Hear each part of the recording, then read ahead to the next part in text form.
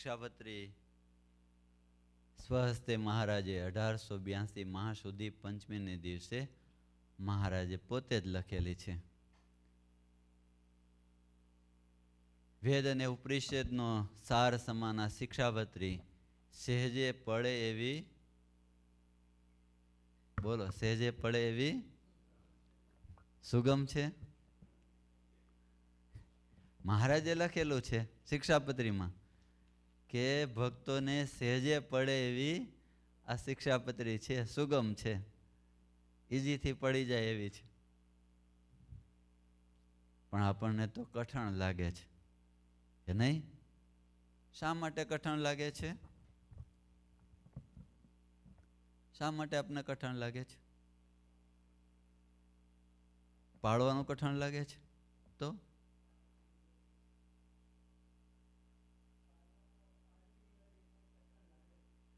એ કહું, પાળવી કઠણ લાગે છે ને, દેહ ભાવ આવી જાય છે એટલે કઠણ છે, બાકી કઠણ નથી. અને આમ જોઈએ તો શિક્ષાપત્રીની અંદર 212 જેટલા શ્લોક આપણે કઈ પાળવાના નથી. 22 જેટલા ગૃહસ્થને પાળવાના આવે છે. કેટલા? 22 જેટલા જ નિયમો ગૃહસ્થને પાળવાના. મેં એક વખત કર્યું હતું, કેટલા આપણે પાળવાના આવે? તો ગૃહસ્થના ભાગમાં 22 જ આવે છે. એમાંય ઘણી આજ્ઞાઓ એવી હોય છે કે જે આપણે પાળતા હોય. દારૂ ન પીતા હોય, માંસાહાર ન ખાતા હોય, ચોરી ન કરતા હોય, એ વિચાર ન કરતા હોય, નાની નાની બાબતો આપણે એનું લગભગ પાલન કરી જ નાખતા હોય. વધે કેટલી? 2 થી 3 એવી હોય કે આપણાથી પડતી ન હોય. બાકી તમામ આજ્ઞાઓ આપણે પાલન કરતા હોય. તમે રોજ શિક્ષાપત્રી વાંચન કરતા હોય ને, એને પેન લઈને બેસવાનું કે મારાથી કઈ આજ્ઞા પડે ટીક કરી નાખો. ખબર પડશે આપને કેટલી આજ્ઞા આપણાથી નથી પડે ને કેટલી પડે છે. તો 2 થી 3 જ એવી હશે કે જે આપણે પાલન નહીં કરી શકતા હોય. કારણ કે ઘણી આજ્ઞાઓ એવી હોય કે વર્ષે એક વખત આવતી હોય. ગ્રહણના હોય, ગ્રહણ જ્યારે આવતું હોય ત્યારે મહારાજે કીધું એ ટાઈમે બધી ક્રિયાઓ છોડીને ભગવાનનું ભજન કરવું. વર્ષમાં 1 થી 2 વખત ગ્રહણ હોય. જન્મ મરણનું સૂતક ક્યાંક જન્મ મરણ થયા હોય તો હોય, ત્યારે એ ન હોય. તો ઘણી આજ્ઞાઓ એવી હોય વર્ષે પાળવાની હોય, ઘણી મહિને પાળવાની હોય, ઘણી આજ્ઞાઓ અઠવાડિયે પાળવાની, અને ઘણી દરરોજ પાળવાની હોય. તો સહેજે સહેજે આજ્ઞાઓ પડે એવી સુગમ છે, આપણે આપણી રીતે તપાસ કરવો પડે.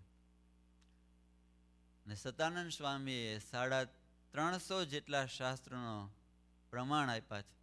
આ શિક્ષાપત્રીની અંદર 350 શાસ્ત્રોનો સાર મહારાજે શિક્ષાપત્રીમાં લખ્યો છે. શિક્ષાપત્રી છે એ સર્વજીવ હિતાવહ છે, બધા જીવનું હિત કરનારી છે અને કલ્યાણ કરનારી છે. ભાઈ, આપણે શિક્ષાપત્રી પાડીએ એમાં બીજા જીવનું શું હિત થાય? આપણે શિક્ષાપત્રીનું પાલન કરીએ એમાં બીજા જીવને શું હિત થાય?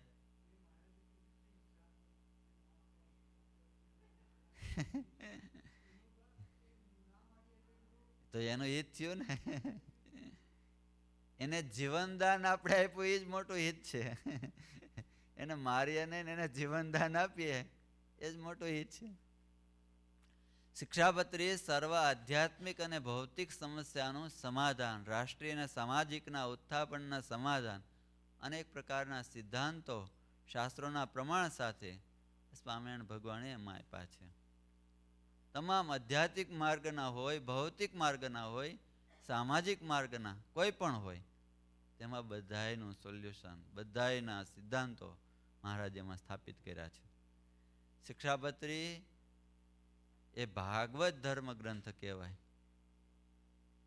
ભાગવત ધર્મ એટલે ભગવાનના સંબંધે યુક્ત કહેવાય. શિક્ષાપત્રીનું તમે વાંચન કરો, પહેલો શ્લોક 102માં શ્લોક અને છેલ્લો શ્લોક એ ભગવાનમાં જોડનારું છે. શાસ્ત્ર કોને કહેવાય? પહેલા અને છેલ્લે જે ભગવાનમાં જોડે, પહેલો શ્લોક અને છેલ્લો શ્લોક જે ભગવાનમાં જોડે ને શાસ્ત્ર કહેવાય. મહારાજે શિક્ષાપત્રીમાં પહેલો શ્લોક, 102માં વચ્ચેનો શ્લોક અને છેલ્લો શ્લોક એ ભગવાનમાં જોડનારું છે. ધર્મ કોને કહેવાય? શિક્ષાપત્રીમાં શું લખ્યું છે મહારાજે? ધર્મ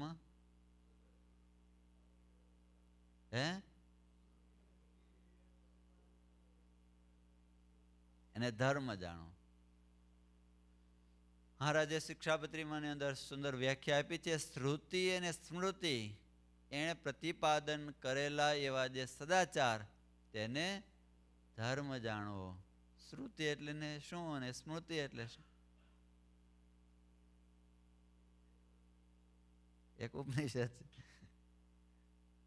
કોઈને ખબર છે? શ્રુતિ અને સ્મૃતિ. શ્રુતિ એટલે સાંભળવાનું, એ ભાવમાં નથી. ગ્રંથો છે. સદાચાર છે એટલે સારું આચરણ. શ્રુતિ એટલે કોઈ મનુષ્ય મનસ્વ રીતે નક્કી કરેલું આચરણ નહીં. પરમાત્માની પરાવાણી, વેદ અને પ્રગટ પરમાત્માના મુખે નીકળેલા વચનો એને કહેવાય શ્રુતિ. ભગવાનની વાણીને શ્રુતિ કહેવાય. તો વાણી રૂપ વેદ છે, વેદ છે, એ બધા શ્રુતિ છે. અને સ્મૃતિ એટલે સ્મૃતિના સરળ અર્થ અભિપ્રાયને અનુસરીને સત્પુરુષોએ રચેલો બંધારણ. વેદો છે તો વેદોને આધારે કેટલા જણા જીવી શકે? વેદોમાં તો ઘણું બધું લખેલું છે. મનુષ્ય કેમ જીવવું, ક્યારે નાવું ધોવું, બધું લખેલું છે. એનું ખાલી પઠન કરવા જાવ ને ત્યાં આપણે એમને 100 વર્ષ એમના વૈયા જાય. ખાલી વાંચવા જાય ત્યાં, પાળવાનું તો પછી જ. એટલા માટે સત્પુરુષોએ એમાંથી સાર વસ્તુ હોય એને ગ્રહણ કરીને પોતાના જીવનમાં ઉતારીને લોક સન્મુખ કર્યા હોય એને સ્મૃતિ કહેવાય. સ્મૃતિ કોને કહેવાય? અહીં ધ્યાન ન હોય એટલે પછી ન રહે. વેદોમાં જે કાંઈ નિયમો છે એને સત્પુરુષોએ પોતાના જીવનમાં ઉતારીને સમાજની આગળ રાખ્યા હોય એને કહેવાય સ્મૃતિ. ગોપાળાન સ્વામીની વાતોની અંદર આવે છે, ધર્મ, જ્ઞાન, વૈરાગ્ય અને ભક્તિ એનું ફળ, સ્વરૂપ, અવધિ અને પ્રાપ્તિ જણાવો. ધર્મ, જ્ઞાન, વૈરાગ્ય અને ભક્તિ એના ચારેના ફળ, સ્વરૂપ, અવધિ અને પ્રાપ્તિ. ધર્મ ક્યાં સુધી પાળવો? ધર્મનું ફળ શું? ધર્મનું સ્વરૂપ શું? અને ધર્મની પ્રાપ્તિ શું? એવી રીતે જ્ઞાન, જ્ઞાનનું ફળ શું? જ્ઞાનનું સ્વરૂપ શું? જ્ઞાન ક્યાં સુધી, એની અવધિ ક્યાં સુધી જ્ઞાન પ્રાપ્ત કરવું, અને જ્ઞાનની પ્રાપ્તિ શું? એવી રીતે ભક્તિનું ફળ, સ્વરૂપ, અવધિ ને પ્રાપ્તિ. એમ ધર્મ છે એનું ફળ શું? ક્યાં સુધી પાળવો? એનું સ્વરૂપ શું? ચાલો, ધર્મનું ફળ શું? આલોક ને પરલોકમાં સુખી થાય. સ્વરૂપ, ધર્મનું સ્વરૂપ શું ભાવેશભાઈ? ધર્મનું સ્વરૂપ, એનું સ્વરૂપ છે ધર્મનું સ્વરૂપ, ફળ નહીં. નહીં તો ક્યાં સુધી પાળવો? ધર્મ ક્યાં સુધી પાળવાનો? જીવે ત્યાં સુધી પાળવાનું. હે, જીવે ત્યાં સુધી પાળવાનું. અને પ્રાપ્તિ, ધર્મ ક્યારે મળે? જ્યારે જીવે ત્યાં સુધી. બધી હે? પ્રાપ્તિ તેનું ફળ થઈ ગયું ને. સ્વર્ગ મળે એ પ્રાપ્તિ નથી. કેમ? ધર્મ આપણે મેળવવો હોય તો શું કરવું? પ્રાપ્તિ. કેવી રીતે ધર્મની પ્રાપ્તિ થાય? હે?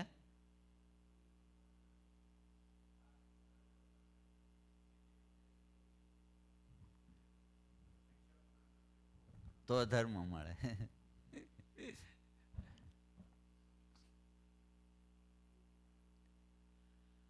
ધર્મ ગ્રંથોનું શ્રવણ કરવાથી ધર્મ આવે છે.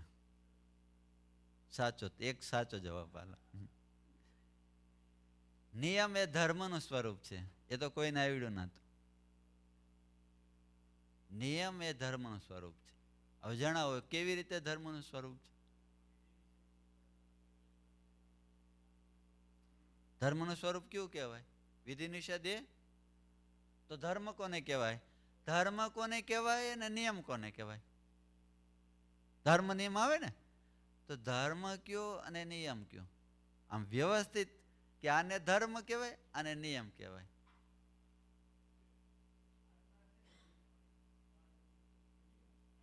તો ધર્મ શું?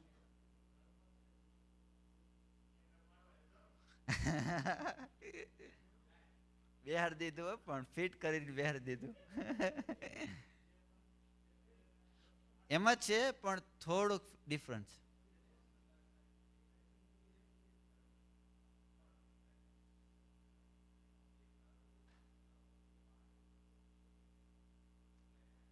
ના,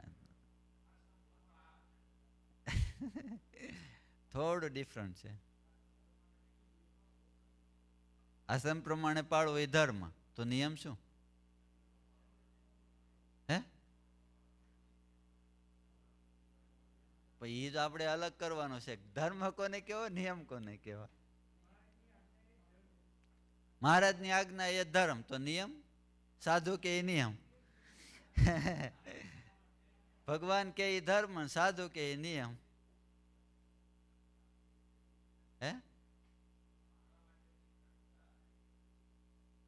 પાળવા માટેની દ્રઢતા.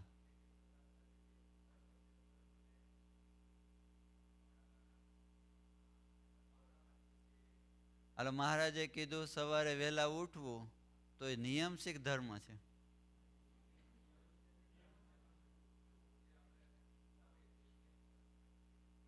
ફરીથી કયો, સવારે વહેલા ઉઠવું એ ધર્મ છે કે નિયમ છે?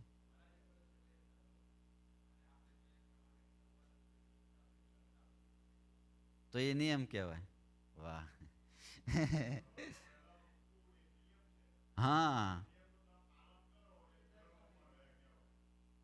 તો ધર્મ મોટો કે નિયમ મોટો? તમે જે કીધું એમાં નિયમ મોટો થઈ ગયો.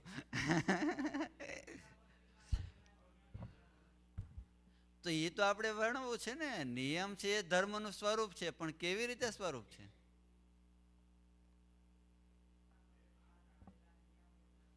શિક્ષાપત્રીમાં લખેલા બધે એ નિયમ છે, તો ધર્મ?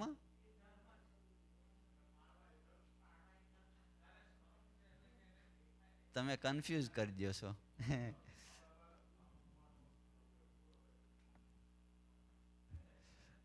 થોડું ઘણું કંઈક.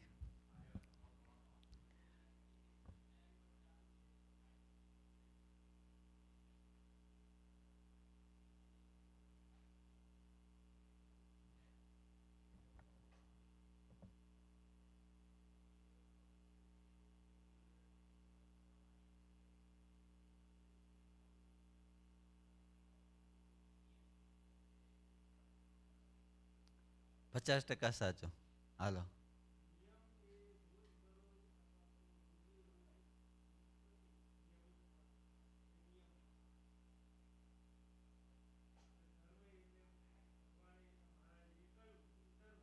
તો મહારાજે શિક્ષાપત્રીમાં બધું કીધું છે, એ બધું શું થયું હતું? એ ધર્મ થઈ ગયો. નિયમ પાડીએ ધર્મ થઈ જાય છે. એ જ થઈ ને, બીજું શું કહેવાય? હાલો, નવું તમને બતાવું.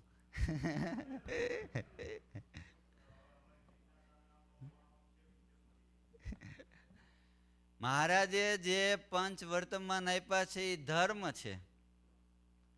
અને એ ધર્મને જે સપોર્ટ કરે છે એ બધા નિયમો છે.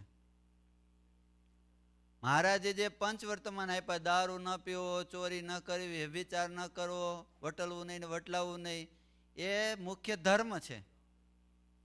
અને મહારાજે જે શિક્ષાપત્રીની અંદર જે આજ્ઞાઓ આપી છે એ બધા નિયમનું સ્વરૂપ છે, કે જે ઓલા મોટા મુખ્ય 5 વસ્તુ છે ને આ સપોર્ટ કરનારું છે. 5 નિયમ એ આ બધા એના સપોર્ટ કરનારા છે. શિક્ષાપત્રીની અંદર બધું આવી જાય, ધર્મ અને નિયમ. પણ આપણને ક્લિયર હોવું જોઈએ કે 5 જે મુખ્ય છે ને એ ધર્મ કહેવાય. 5 જે વસ્તુ છે ને એ મુખ્ય ધર્મ કહેવાય. પણ એ જ હું તમને સમજાવું છું, જે 5 જે છે ને મુખ્ય, એ મુખ્ય ધર્મ કહેવાય. હાલો આપણે કે સનાતન ધર્મના 5 મુખ્ય ધર્મ ક્યાં? સત્ય, અહિંસા, અસ્તે, બ્રહ્મચર્ય, અસ્તે ને પરિગ્રહ. બરાબર? આ 5 છે એ મુખ્ય ધર્મ કહેવાય. પછી એને જે સપોર્ટ કરનારા હોય, એને જે મજબૂત કરનારા હોય, તો એ બધાય નિયમો કહેવાય. બ્રહ્મચર્ય પાલન કરવું છે એ મુખ્ય ધર્મ કહેવાય. તો એ પાલનમાં જે નિયમો આવે કે ભાઈ બહેનો સાથે ન જોવું, ન બોલવું, એ જે નાના નાના નિયમો છે એ બધા નિયમો કહેવાય. સ્વાદ ન કરવો, નિસ્વાદી રહેવું, એ મુખ્ય ધર્મ કહેવાય. એના માટે એક ટાઈમ જમવું, એના જે નાના નાના જે નિયમો છે એ બધા, એને જે સપોર્ટ કરનારા હોય એ બધા નિયમો. હે સુગર નહીં ખાવાની 48 દિવસ, એ બધા નિયમો કહેવાય. એ ધર્મ નથી. સમજાઈ ગયું? ધર્મ એટલે મુખ્ય 5 છે એ, અને એને જે મદદ કરે, એને જે સહાય ને પોષણ કરે, એ બધા નિયમો કહેવાય. એટલે ધર્મ નિયમ, નિયમ છે એ ધર્મનું સ્વરૂપ છે. સમજાઈ ગયું ને? નિયમ છે એ શું છે? ધર્મનું સ્વરૂપ. તો ધર્મ ક્યાં સુધી પાળવો? આપણને ખબર જ નથી કે ક્યાં સુધી એનું પાલન કરવું. ત્યાં સુધી પાળી જ લેવાનું. મહારાજે કીધું બ્રહ્મચર્યનું પાલન થાય અને ભગવાન રાજી થાય ત્યાં સુધીનું ધર્મનું પાલન કરો. એની અવધિ છે. આપણાથી અષ્ટ પ્રકારે બ્રહ્મચર્યનું પાલન થાય એ ધર્મનું એ અવધિ છે, ત્યાં સુધી આપણે એનું પાલન કરવાનું. ગ્રહસ્થ અને ગ્રહસ્થ પ્રમાણે, ત્યાગી અને ત્યાગી પ્રમાણે. તેનું ફળ શું? તો એના 2 ફળ છે. એક તો ભગવાન રાજી થાય, સ્વર્ગ મળે અને ભક્તિ રહે, આ લોક અને પરલોકમાં સુખી રહેવાય. આ એનું ફળ છે. ભગવાને રાજી થાય છે, સ્વર્ગ જોતું હોય તો સ્વર્ગ પણ મળે છે. ભક્તિને રહેવાનું જે પાત્ર છે એ ધર્મ છે. જેટલો ધર્મ તમે સ્ટ્રોંગ હોય એટલી ભક્તિ એમાં તમે વધારે રોકી શકો અને આ લોક અને પરલોકમાં સુખી થાય. ધર્મ, ભક્તિ, જ્ઞાન અને વૈરાગ્ય. ધર્મ, જ્ઞાન અને વૈરાગ્યના ધર્મ, ભક્તિ, જ્ઞાન અને વૈરાગ્યના પોષક છે. ધર્મ વગરની ભક્તિ કરવી નહીં એવી મહારાજે આજ્ઞા આપી છે. ધર્મ, જ્ઞાન અને વૈરાગ્ય એ ભક્તિના પોષક છે, ભક્તિના રક્ષણ છે. ખાલી ભક્તિ હોય તો એને ગમે ત્યારે વિઘ્ન આવવાનું, પણ ધર્મ, જ્ઞાન અને વૈરાગ્ય સહિતની હોય તો એને વિઘ્ન આવતું નથી. એટલે મહારાજે કીધું ધર્મ વગરની ભક્તિ ક્યારેય કરવી નહીં. જેમ કાણાવાળું વાસણ હોય તો એમાં પાણી રહે, એમ ધર્મ વગરની ભક્તિ એ રહેતી નથી. એટલે ધર્મ છે એ ભક્તિને રહેવાનું પાત્ર છે. મહારાજે શિક્ષાપત્રી ક્યારે લખી? વસંત પંચમીને દિવસે લખી. એ જીવન સુધારવા માટે છે.